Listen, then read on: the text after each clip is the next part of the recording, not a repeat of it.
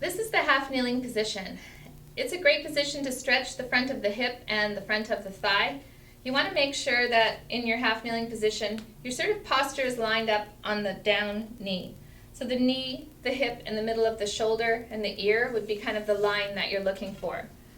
The other thing when you're in a position like this is, do you have an extended posture? Does your rib cage line up over your hips? There's sometimes a kind of an analogy where people say it's like a bucket and the water will spill out if the bucket is tipped forward. And when you neutralize or line the bucket up, everything through the rib cage just sits nicely over the hips. So I like to give this bucket analogy to people to make sure that their hips are aligned. And then also, is this top knee hip higher than the other? So you can take the hip up to the armpit and bring it back down and kind of say, well, am I level that way as well? When you find a nice level position between these two planes, you usually just feel a mild stretch through the front of the hip.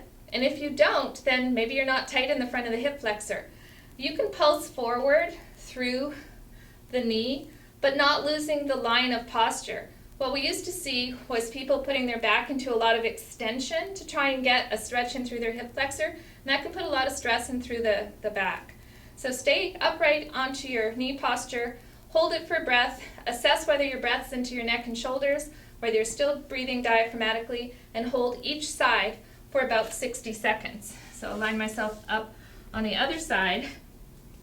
It's a great position to get comfortable finding, because not only is it great for stretching in through the front of the hip, but it's a great position to do some shoulder mobility from. And we'll show that in a few slides from now. And that's the half kneeling stretch.